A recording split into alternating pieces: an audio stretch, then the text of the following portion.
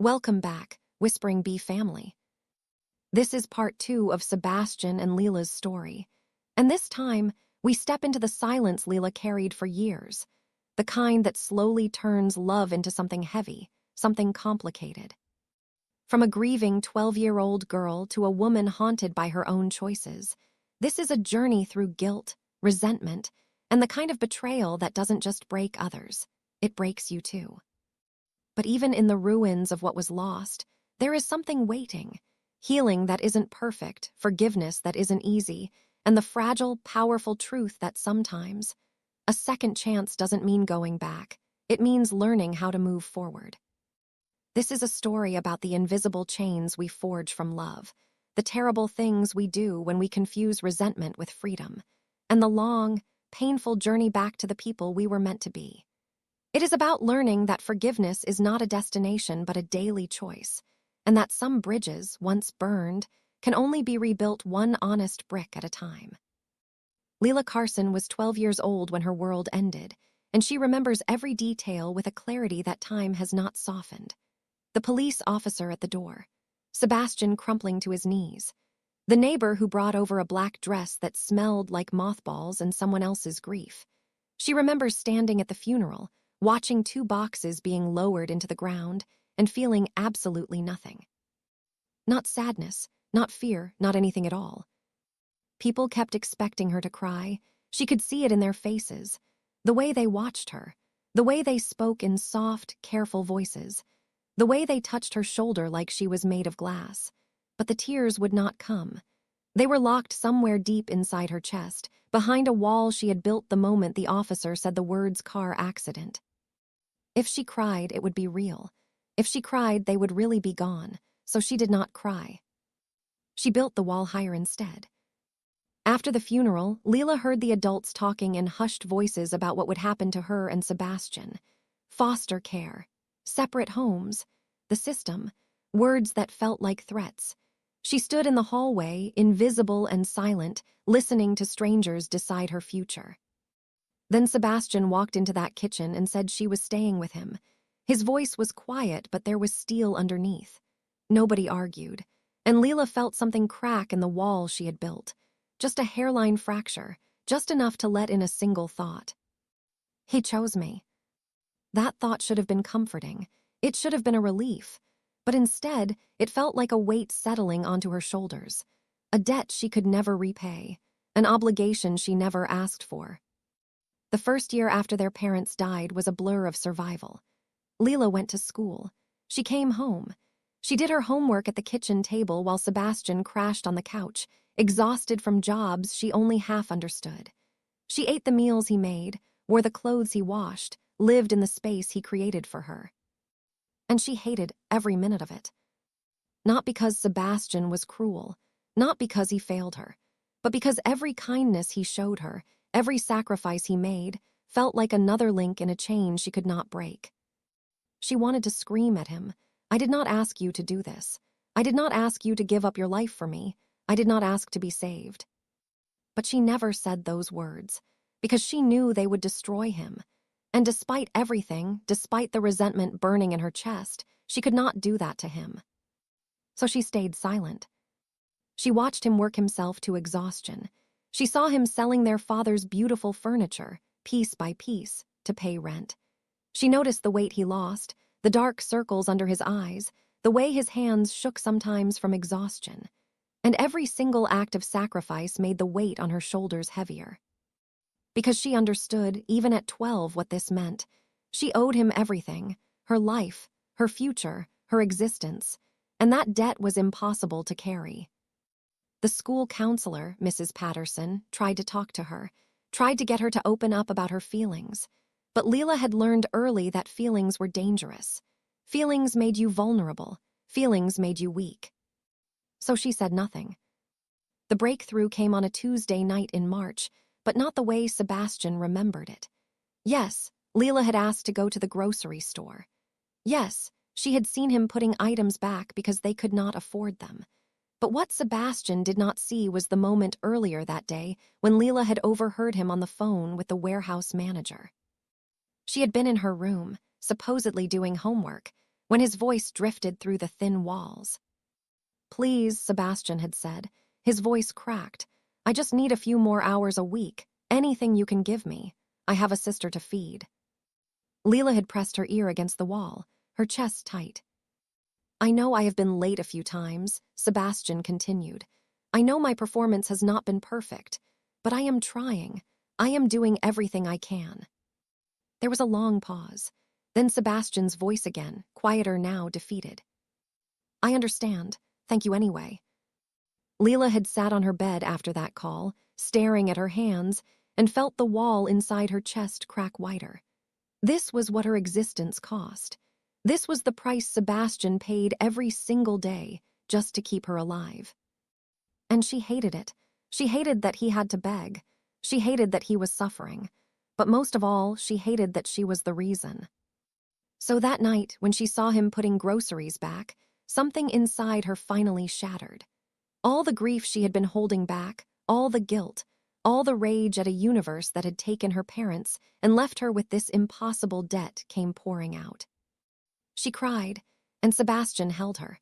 And for a moment, for one brief, beautiful moment, the weight lifted. But it came back. It always came back. From that night forward, Lila threw herself into being perfect.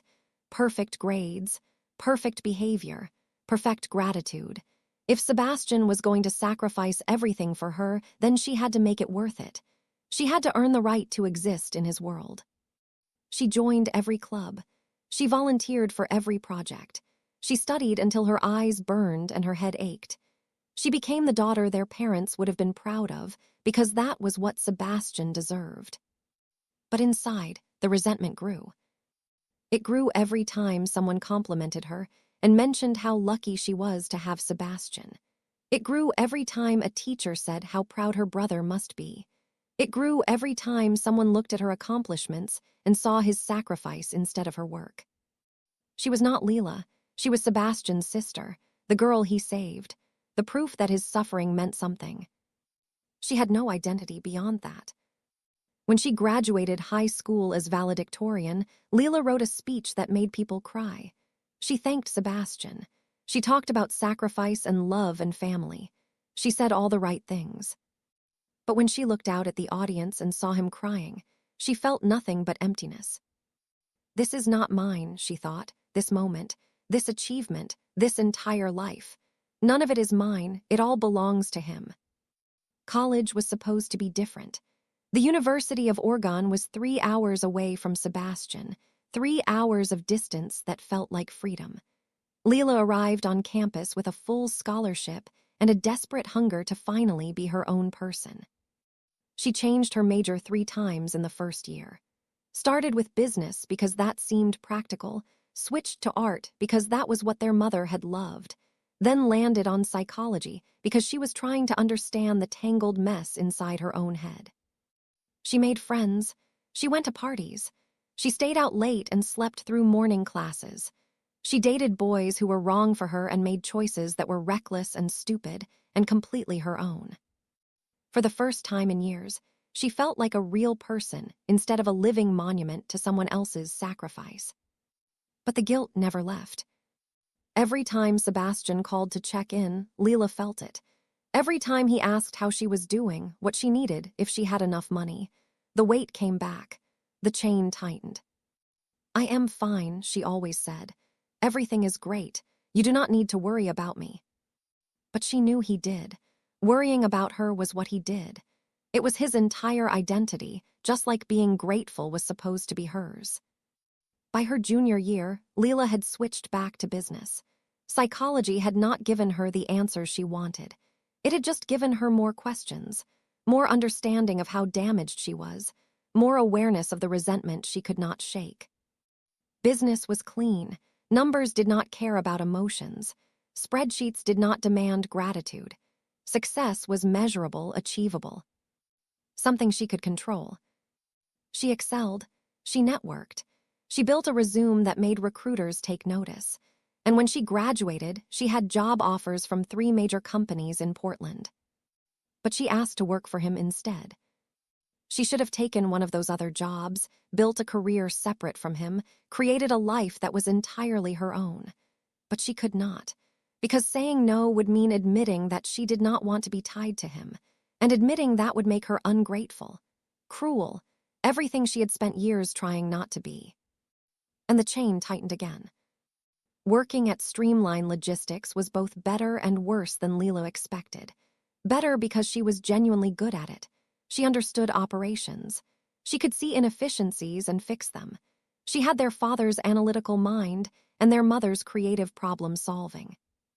Worse because no matter how well she performed, no matter how many problems she solved, everyone saw her as Sebastian's sister first. The girl he raised. The reason the company existed at all. Employees whispered about it. Vendors mentioned it. Even clients brought it up. Your brother is an amazing man. You must be so proud of him.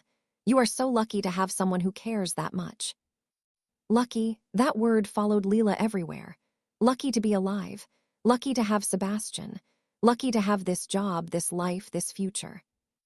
As if luck had anything to do with it. As if she had not earned every single thing through sheer force of will and determination. As if her accomplishments were just byproducts of Sebastian's generosity. She started staying late at the office, long after everyone else had gone home. She taught herself advanced financial modeling. She took online courses in corporate law. She learned everything she could about business structures and ownership models.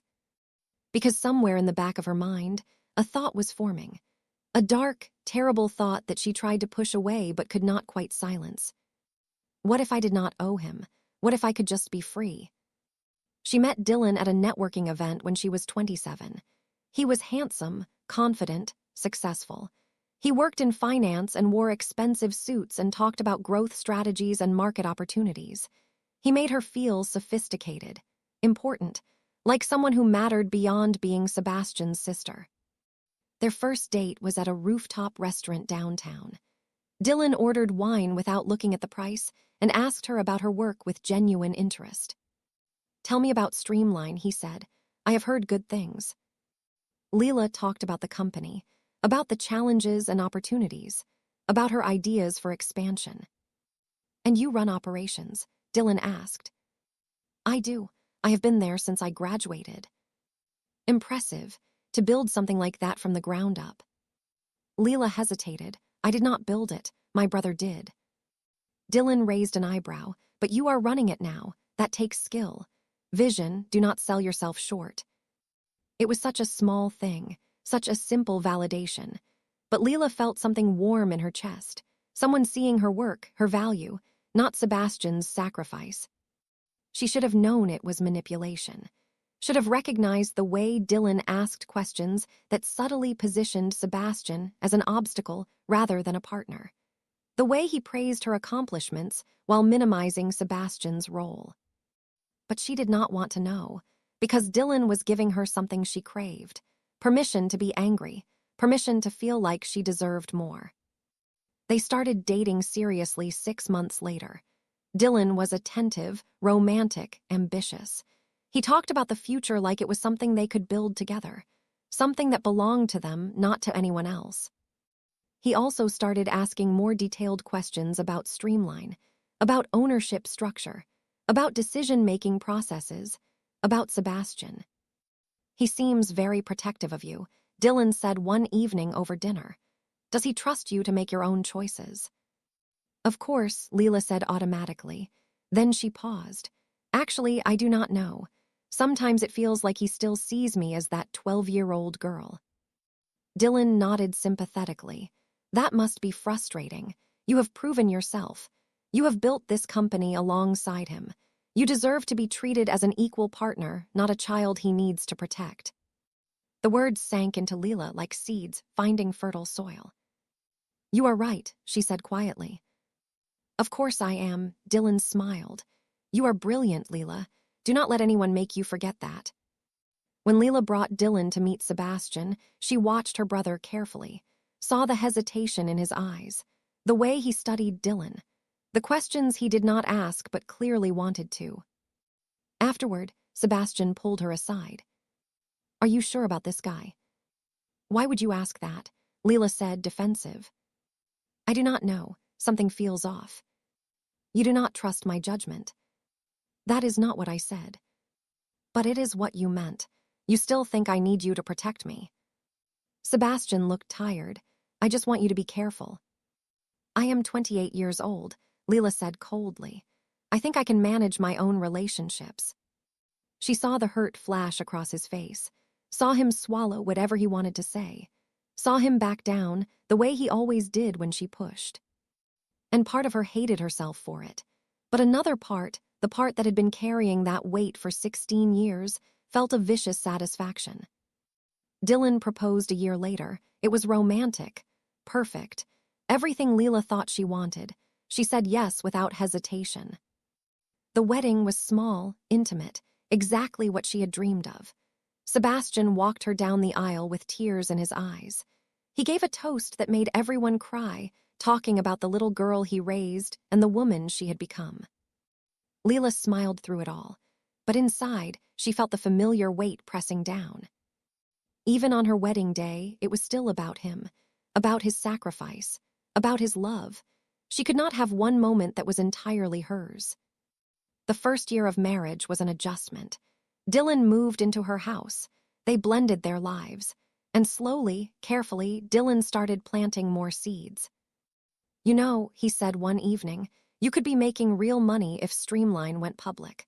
Sebastian is holding the company back by keeping it private. He built it to be family-owned, Lila said. But you are family.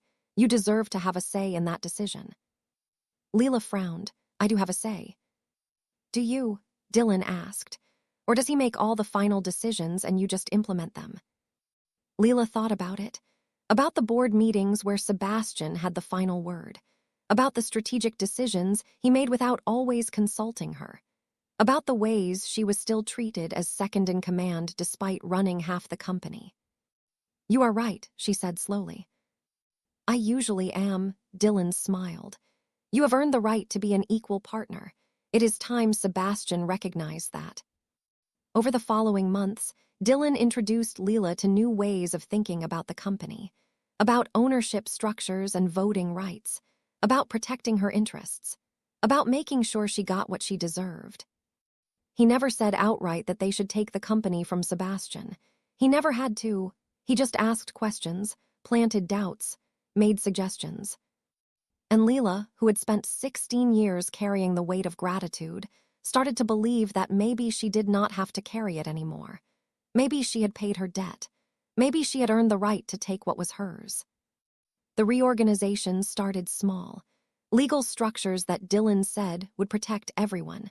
Paperwork that made the company more efficient. Sebastian signed everything Lila put in front of him because he trusted her. Each signature felt like a small victory, like taking back a piece of herself. Lila told herself she was just leveling the playing field, making sure she had equal say, protecting her future. She was not hurting Sebastian. She was just claiming what she had earned. But late at night, when Dylan was asleep and the house was quiet, doubt crept in. She would remember Sebastian at 23 dropping out of school for her. She would remember him selling their father's furniture. She would remember every sacrifice he made. And then she would remember every time someone called her lucky. Every time her accomplishments were attributed to his generosity. Every time she felt invisible in her own life. The doubt would fade. The anger would return. By the time Lila turned 29, she had maneuvered herself into majority control of Streamline Logistics. On paper, anyway. She owned more shares. She had more voting rights. She had board members loyal to her. Sebastian still showed up every day, still worked himself to exhaustion, still believed they were partners. He had no idea what she had done. Lila told herself it did not matter. She had earned this. The company would not exist without her work over the past 5 years. She deserved to lead it. But then the emails started. Dylan wanted to move faster. He wanted Sebastian out completely. He started talking about buyouts and forced retirement and opportunities that required clear leadership. Lila hesitated. This felt wrong, too far. Sebastian was still her brother. She still loved him, even if that love was tangled up with resentment and guilt. But Dylan was persuasive.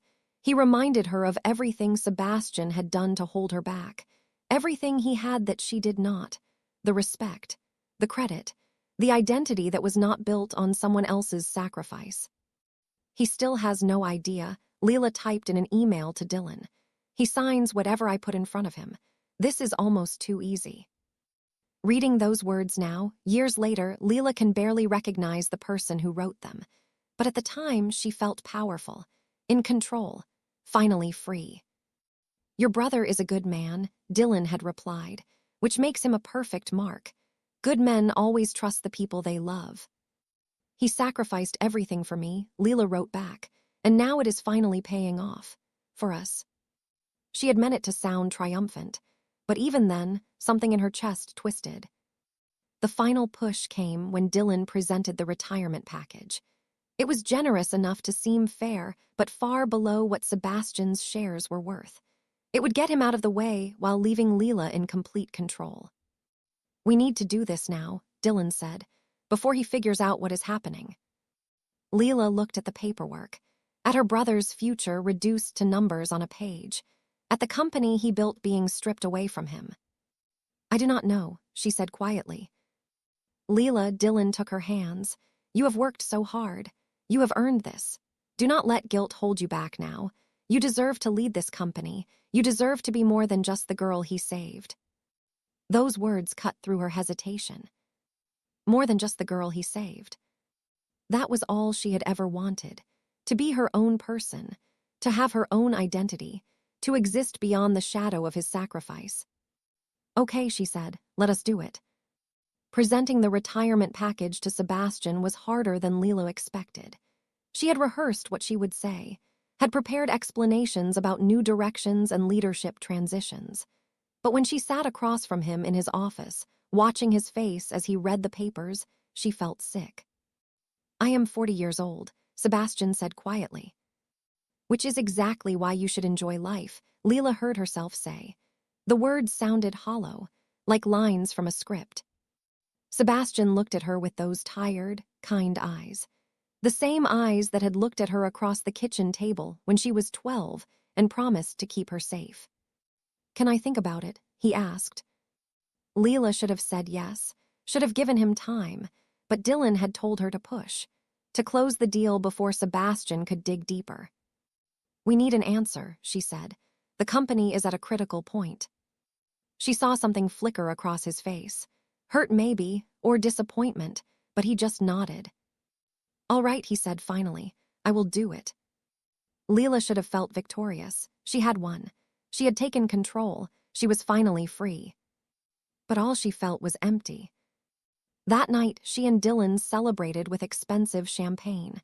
They toasted to their future, to streamline logistics under her leadership, to everything they would build. We did it, Lila texted Dylan later. He actually signed. Everything is ours. I told you he would, Dylan replied. He is too soft, too sentimental. He could never see you for what you really are. What am I? Lila typed, her fingers trembling slightly. A survivor, Dylan answered, just like me. Lila stared at those words. A survivor. Was that what she was? Or was she something else entirely? She pushed the thought away and drank more champagne. The next 2 weeks were a blur of plans and changes. Lila started implementing new strategies, hearing new people, making the company hers. And then everything collapsed. It started with the bank account being frozen, then the emails from vendors, then the phone calls from lawyers. Lila scrambled to understand what was happening, panic rising in her throat. Dylan found the clause buried in the incorporation documents, the trap Sebastian had built. And as Lila read it, as she understood what had happened, the world tilted sideways. He knew. Sebastian had known all along what they were doing, and he had let them hang themselves. Every transfer they made, every share they thought they owned, every piece of control they had stolen, none of it was real. It had all reverted to Sebastian the moment they forced him out. And there was more.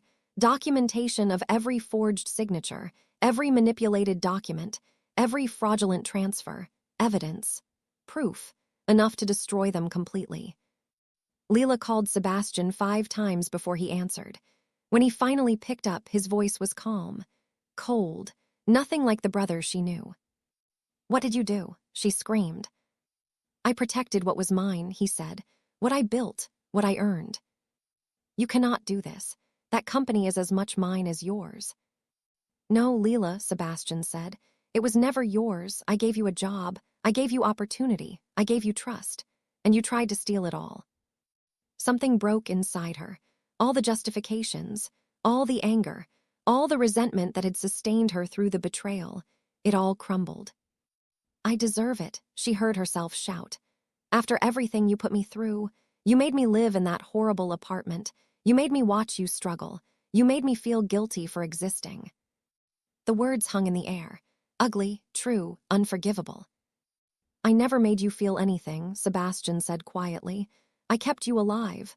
I kept you safe. I gave you a future. And apparently that was my mistake."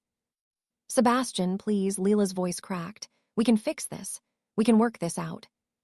"There is nothing to work out. The lawyers will be in touch." He hung up. Lila stood in the office she thought she owned and watched her entire world disintegrate. And for the first time since she was 12 years old, she felt the full weight of what she had done. Not just the betrayal, not just the theft, but the destruction of the one person who had loved her unconditionally, who had given up everything for her, who had kept every promise he ever made. And she had repaid him by trying to erase him. The legal consequences came fast. Dylan was arrested. Lila was buried in civil suits. She lost everything: her job, her house, her savings, her marriage. Dylan divorced her from jail, taking whatever assets she had left. "He never loved you," his lawyer said during the settlement. "He targeted you because of your family business. You were a mark, nothing more." Lila had known, on some level, that this was true. But hearing it stated so bluntly, so clinically, was devastating. She had destroyed her relationship with Sebastian for a con artist who had played her from the very beginning. She moved into a studio apartment across town, got a job as a bookkeeper at a small firm. Her business degree, her experience running a multi-million-dollar company, all of it reduced to filing expense reports for $15 an hour. Some mornings, Lila could barely get out of bed. The weight of what she had done was crushing. She had spent 16 years resenting Sebastian for sacrificing for her, and then she had proven that his sacrifice was wasted on someone who did not deserve it. 3 months after everything collapsed, Lila went to Streamline. She did not know what she expected. Maybe that Sebastian would refuse to see her. Maybe that security would throw her out. But instead, they let her in. Sebastian sat behind his desk, looking older than she remembered. Harder. "Why?" she asked. "After everything, after all those years, why would you do this to me?" "I did not do this to you," he said quietly. "I protected what I built. From the moment I realized you were trying to take it from me." "But I am your sister." "Are you?" The words hit like a slap. Lila tried to explain, tried to make him understand about the resentment and the weight and the feeling of never being her own person. But every explanation sounded like an excuse. Every justification rang hollow. Because the truth was simple. She had betrayed the person who loved her most, and there was no explanation that made that okay. When Lila finally left his office that day, she felt something she had not felt since the funeral. Complete and total numbness. The wall was back, but this time she had built it herself, and she deserved to be trapped behind it. The first year after losing everything was the darkest period of Lila's life. She went to work. She came home. She existed. Some days she thought about ending it all. The guilt was too heavy, the shame too deep. She had destroyed the one good thing in her life, and there was no way to fix it. But then she would touch the bean necklace at her throat, the one thing she had not lost, and remember Sebastian's face when he gave it to her. "You are so much like Mom," he had said. Strong, beautiful, resilient. She was not those things, not anymore. But maybe, if she tried hard enough, she could become them again. 6 months after losing Streamline, Lila finally did something she should have done years ago. She found a therapist. Dr. Lydia Winlow was a grief counselor who specialized in childhood trauma. She was patient, kind, and did not let Lila hide behind her walls. "Tell me about your parents," Dr. Winlow said in their first session. And for the first time in 18 years, Lila talked about them. Really talked. About her mother's watercolors. About her father's woodworking. About the ordinary, beautiful life they had before the accident. She talked about the 12-year-old girl who stopped crying because crying made it real. She talked about the resentment that grew alongside the gratitude. She talked about the impossible weight of being saved when you never asked to be saved. Dr. Winlow listened, and then she said something that changed everything. "You were a child, Lila, a traumatized child who lost her parents and then lost her childhood. The resentment you felt was not wrong. It was human. The problem is that you never learned how to process it, so it festered. And eventually, it poisoned everything." "But I hurt him," Lila whispered. "I destroyed the person who loved me most." "Yes," Dr. Winlow said gently. "You did. And that is something you will have to carry for the rest of your life. But carrying it does not mean you cannot heal. It does not mean you cannot become someone better." "How?" Lila asked. "How do I become better when I did something unforgivable?" "You start by forgiving yourself. Not for what you did to Sebastian. You may never forgive yourself for that. But for being a scared, damaged kid who did not know how to ask for help. For being human." The therapy was brutal. Lila had to confront every ugly thought, every resentful moment, every time she had taken Sebastian's love and twisted it into something bitter. She had to acknowledge that, yes, she had been grateful, but she had also been angry, and both things were true. Both things could exist together. She had to accept that Sebastian's sacrifice, while heroic, had also been a burden she was too young to carry. That she should have talked to him, should have asked for therapy, should have found a way to express the complicated tangle of emotions instead of letting them turn toxic. She had to own that Dylan had manipulated her, but she had also made choices. She had written those emails. She had forged those signatures. She had actively participated in the betrayal. There was no villain to blame. There was just her, and the terrible things she had done. Slowly, session by session, Lila started to rebuild herself. Not into the person she was before. That person was gone. But into someone new. Someone who could look at her mistakes without drowning in them. She kept working at the bookkeeping firm. It was humbling work. But there was something healing about it, too. No one there knew who she was. No one knew about Streamline or Sebastian or the betrayal. She was just Lila, a woman who filed expense reports and answered phones. She started volunteering at a youth center, helping kids who had lost parents. She could not fix what she broke with Sebastian, but maybe she could help other people navigate the grief she had handled so poorly. She sent Sebastian a check every month, $50, sometimes $100, tiny payments on an unpayable debt. He never cashed them, but she kept sending them anyway, because it was the only way she knew to say, "I am sorry." A year and a half after everything fell apart, Lila met James at a community garden. She had started gardening as part of her therapy, something about putting her hands in dirt and watching things grow feeling redemptive. James was a middle school science teacher who volunteered at the garden on weekends. He was quiet, gentle, completely unimpressed by business success or corporate ambition. He cared about growing tomatoes and teaching kids about photosynthesis. They started talking over seed packets and compost bins. Slowly, carefully, Lila did not mention her past at first, but eventually she told him everything. About her parents, about Sebastian, about the betrayal, about losing everything. She waited for him to leave, to decide she was too damaged, too terrible, too broken.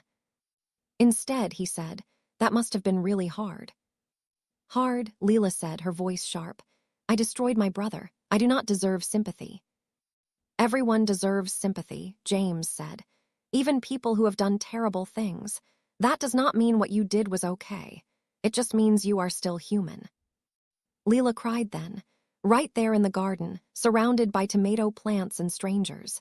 James just sat with her, patient and steady, until the tears stopped. They started dating 3 months later. It was different from Dylan. Quiet. Real. James did not care about streamlined logistics or Sebastian's sacrifice or Lila's former life. He cared about who she was now, the woman trying to be better.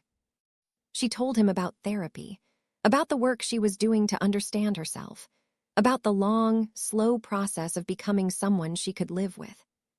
James listened, and he stayed.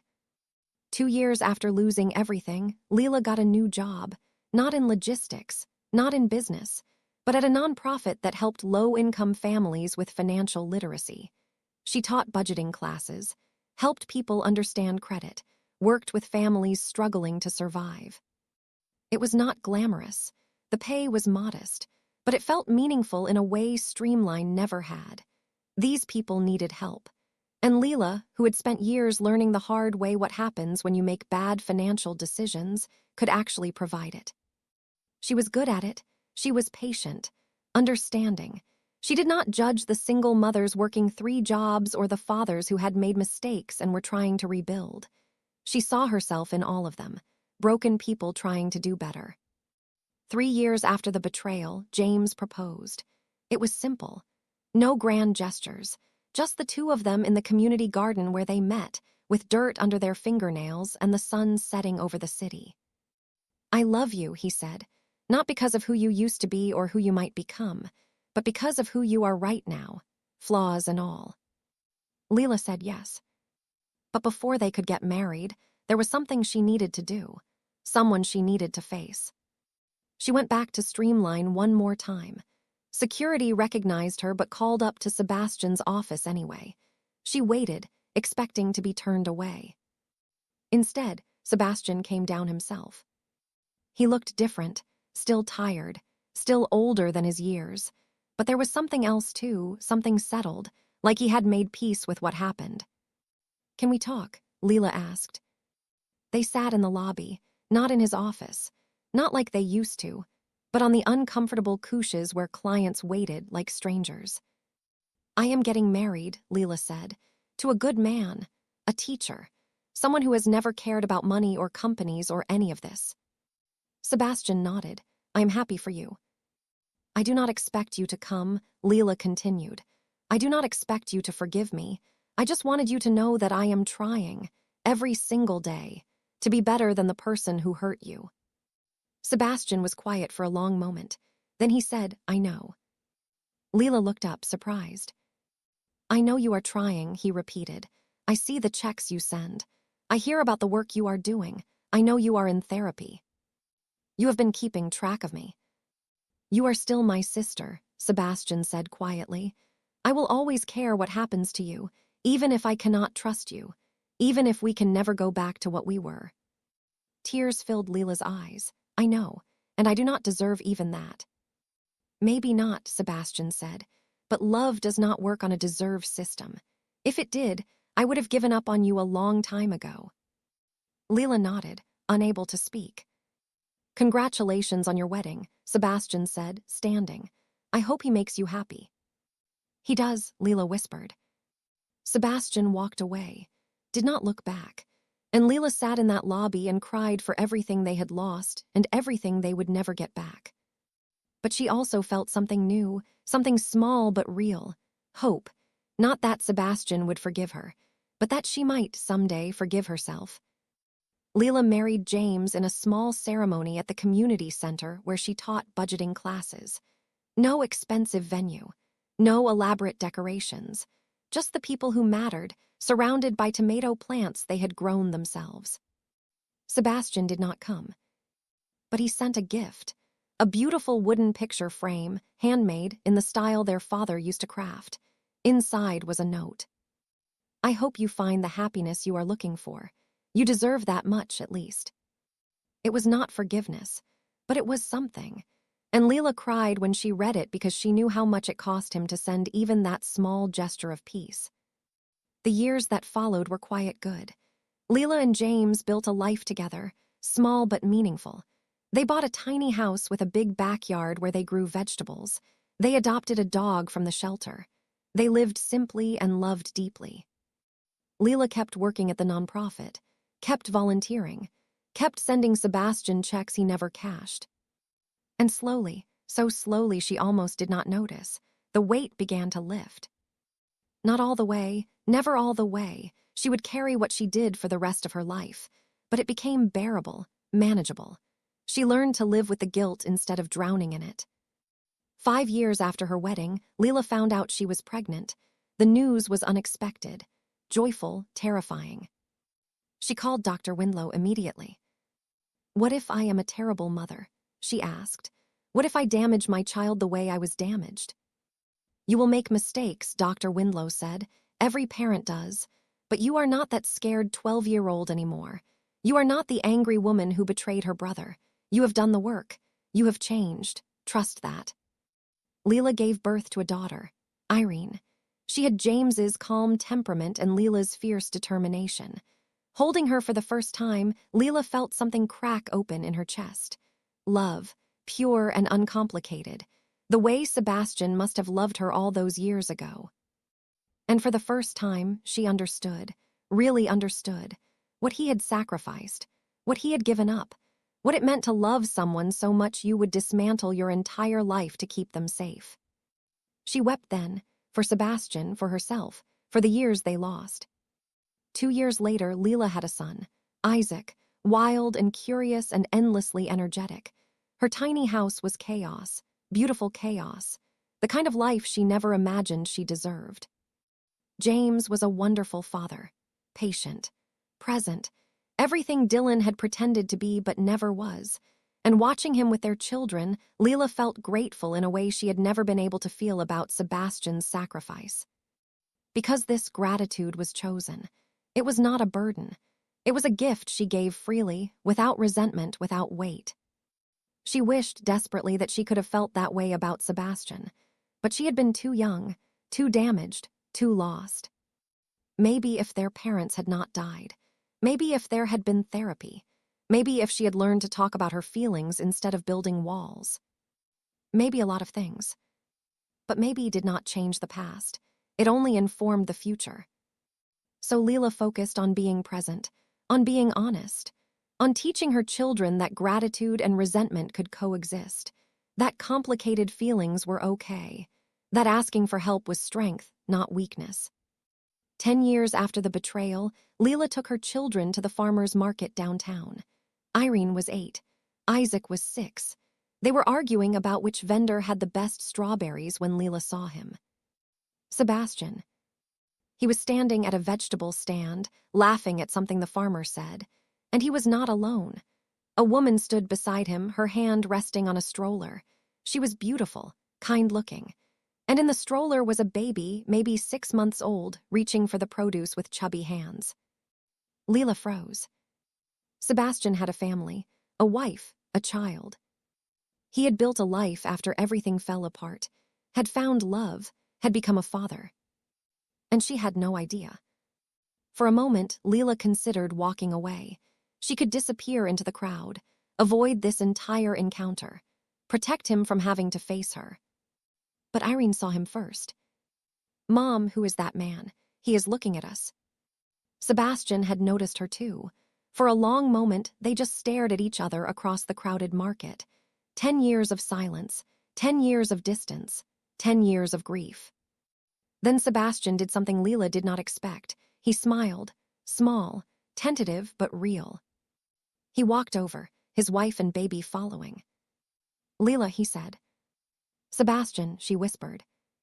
They stood there awkward, while the market bustled around them. "This is my wife, Rachel," Sebastian said, "and our daughter, Sophie." Rachel smiled warmly. "So you are Lila. Sebastian has told me about you." Lila was not sure what to say to that. "These are my children," she managed, "Irene and Isaac." Sebastian looked at the kids, really looked at them, and his expression softened. "They are beautiful," he said. "Thank you." Another long pause, then Rachel spoke up. "Why do we not grab some coffee? There is a cafe right over there." Lila looked at Sebastian, questioning. He nodded. They sat at a small outdoor table, children running around their feet, and talked. Carefully at first, then more easily.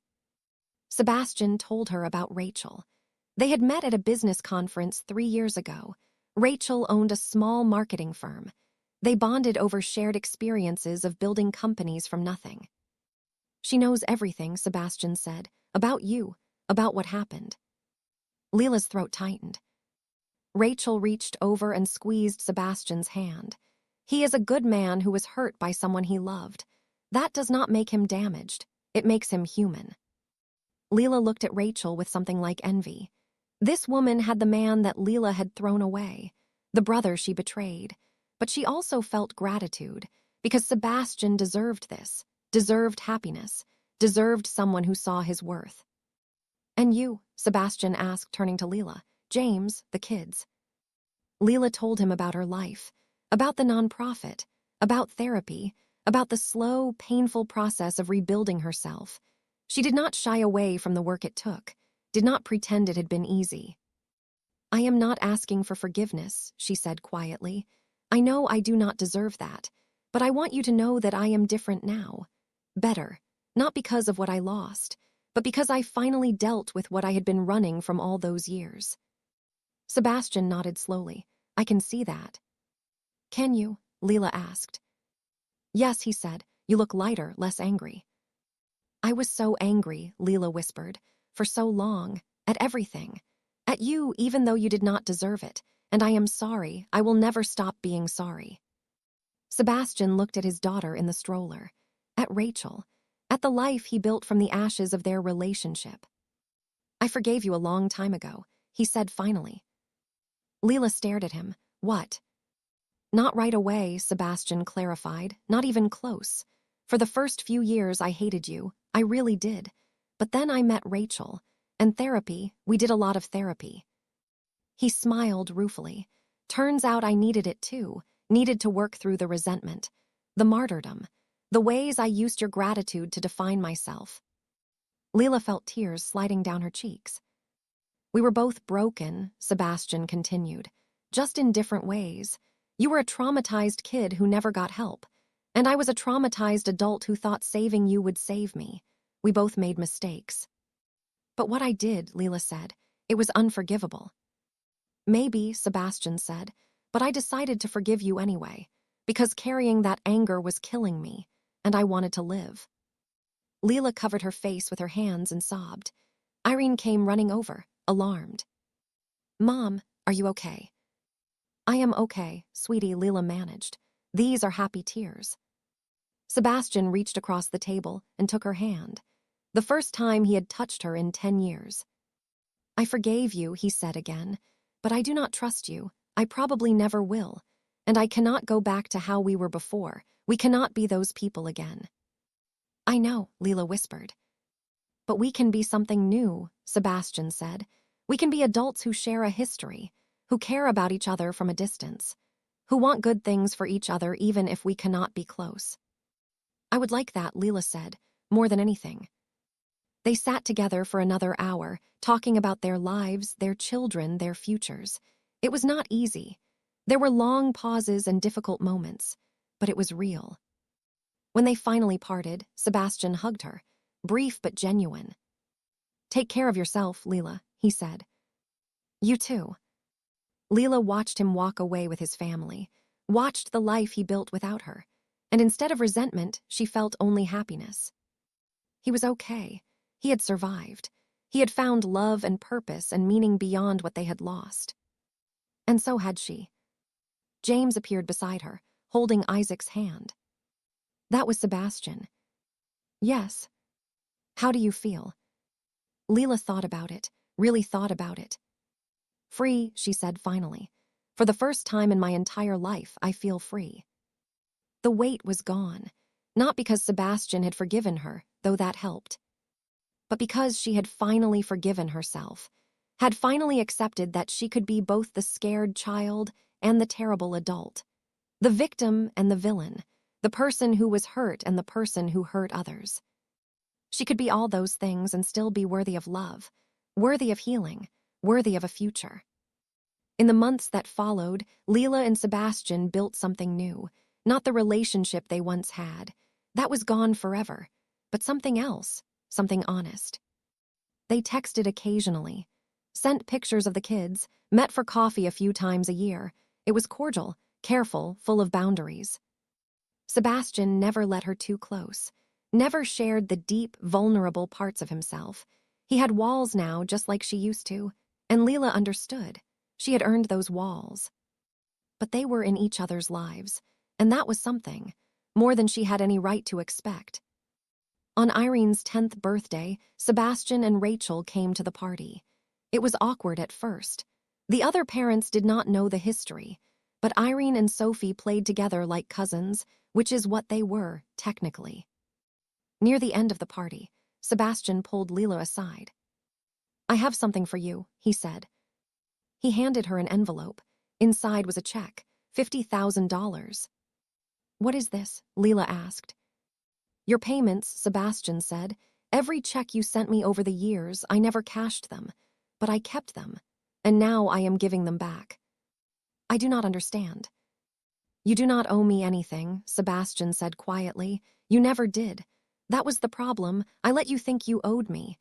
I let you carry that weight, and it destroyed us both." "Sebastian, I do owe you. I always will."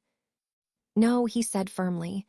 "You were a child, I was the adult. I made choices for both of us. Some of them were right, some of them were wrong, but they were my choices, not your debt." Lila looked at the check through blurry eyes. "I cannot take this."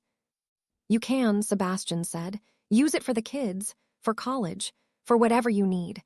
But stop punishing yourself.